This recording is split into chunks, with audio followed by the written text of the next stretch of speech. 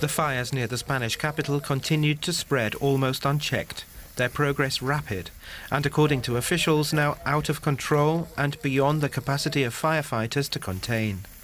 Their progress is relentless, consuming brush, agricultural land and residential areas. People had to take what they could and flee. I saw clouds of smoke rising into the sky. That's when I realized something was happening.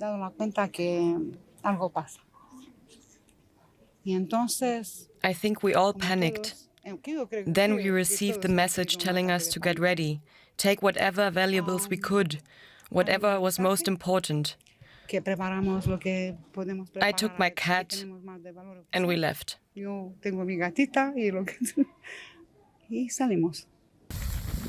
Despite efforts through the night to contain the fires, officials said on Saturday that the multiple blazes near Madrid have now merged into one fire. Spanish Prime Minister Pedro Sánchez was more optimistic about taming the fires, but warned that the time to get the upper hand was slim. We have a window of opportunity this weekend to fight the wildfire and, therefore, to protect lives, protect population centres and, ultimately, to bring this very serious wildfire under control as far as possible. And in neighbouring France, firefighters continue to battle a huge wildfire in the Gironde region. The French government used one of its A400M military transport aircraft, refitted to drop tons of fire retardant, hopefully to halt the spread of the flames. It was the first time France had deployed the plane to fight a forest fire. There were long traffic jams on the few roads that allowed people to escape the fires as they closed in on the city of Bordeaux. We've had to evacuate school groups, young people staying at holiday camps, as well as the most vulnerable individuals, including residents of nursing homes. Evacuation efforts in both countries may have saved lives, but the damage to health, property, agricultural land and nature is likely to be incalculable. All right, let's go to Bordeaux now, and DW's Tessa Walther is standing by for us at an evacuation centre. Tessa, great to see you. So what's the latest you can tell us about the fires near to where you are? We just came out of a press conference and the authorities told us that around 33,000 hectares have burned here in the region of Bordeaux. Around 140 homes have burned already, and these are only estimations because really seeing the gravity of the situation will probably only be possible once the fire has been extinguished. For now, it is neither contained nor under control, they have told us. And why are we in this situation? Well, because here in the Bordeaux area we're facing the harshest droughts, the toughest one since 2022, and the firefighters have started fighting this drought very early on in the year, and it has continued because the winds have kept changing. We see pine trees that are planted here around Bordeaux, which are the perfect breeding grounds for these fires because they can continue and find their ways. And they were at the coastal areas first. They have moved towards Bordeaux overnight, and this is why people have been evacuated. And right now we're still in the middle of it. Yeah, it sounds like a really desperate situation still. What's happening with the evacuations? How many people are we talking about now? Just to give you some numbers, we had 60,000 people being evacuated overnight, and that makes it a total of around 170,000. 6,000 of those have been put in here in this evacuation center. It used to be, well, it is normally an exhibition center and has turned into a refuge for people here. They have put up beds, as you can tell.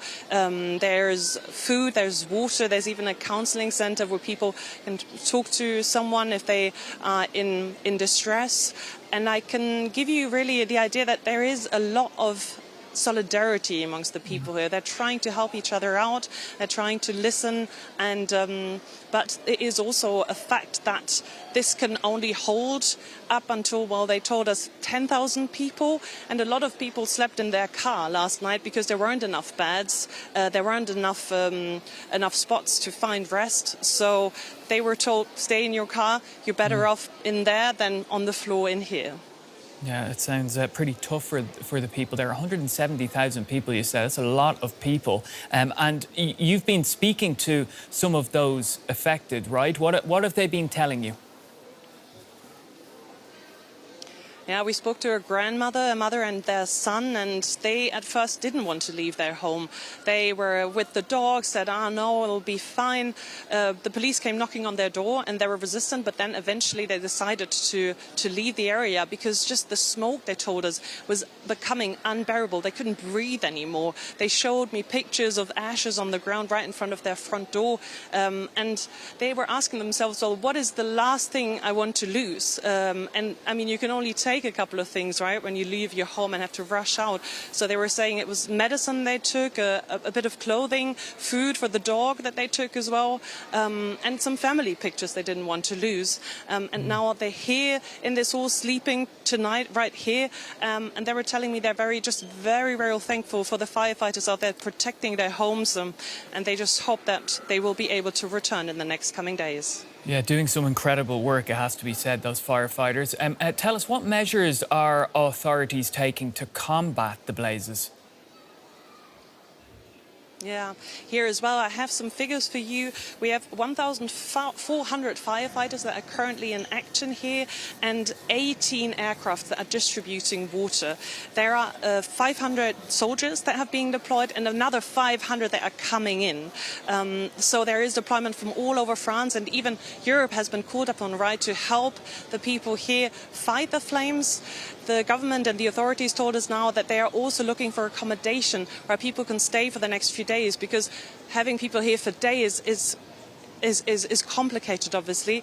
But there is a bit of hope because there is a weather. The weather in the next 2 days is set to cool down a little bit. So the authorities want to make use of this window before we are facing temperatures over 35 degrees again in the middle of next week. Yeah, thanks so much, Tessa, for that update. DW's Tessa Walther in Bordeaux for us. Joining us now to give us an even keener sense of what firefighters and residents are facing is DW correspondent Nicole Ris in Madrid. Nicole, just a few of the words I've been seeing describing this fire: intense, violent, out of control. Paint a picture for us. How bad is this, and how worried are authorities that the fire could threaten the densely populated capital, Madrid? I might add one description never seen before. This fire in the region of Madrid is historic. We have never had such a bad situation in terms of wildfires here in the region. Nevertheless, at the moment, it doesn't look like the capital would be compromised by it. It could obviously at some point, if this isn't stopped, reach suburbs.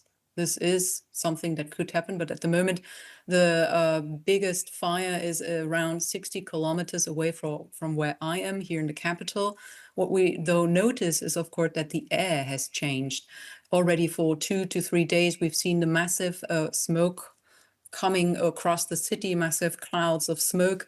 And since yesterday evening, it smells very badly like smoke. So it's really not recommendable to be outside if you can avoid it, or at least have a mask ready or something to protect your airways, your lungs. These are microparticles that will impact your health. In my body, it has already caused different reactions, from headaches to not being able to climb up a staircase in the normal pace, because I notice it here, even though I was wearing a mask when I was outside. So that gives you a slight glimpse on what it is and feels like in the capital. Obviously, there's also many people here who know or have family in the villages and towns that are affected. So the worry is very big also among people in the capital. Yeah, there is danger even if you don't see flames. As we heard in the report, fire officials are saying the blaze is beyond the capacity of firefighters to contain, while Prime Minister Sanchez insists there's a window of opportunity this weekend. What is the Prime Minister talking about, Nicole? I mean, there are hopes that temperatures maybe maintain a lower level. We've seen a drop of temperatures here in the capital as well. Last night it was very pleasant, but you couldn't open the windows. And I think this is what he also means when he mentions it, that this might be something that we can hope for that this maintains a bit the lower temperatures, although it will rise again in a few days. And also that the wind might shift into a direction where it is easier for the firefighters to work. Said that, though, we can't really predict how the wind will be. It is one of the biggest issues during these battles against the flames. The regional president, Isabel Díaz Ayuso, said worse things could even happen in this situation still. So at the moment, we're living a very critical time still. The flames are not under control. And this state that you just described, that they're not having the capacity to put out these flames, well, this can mean several things. Among others, it can mean that fighting the flames is too risky for the firefighters' lives as well. This can also mean that it's too hot and the blaze is just too big, so there needs to be a change of strategy.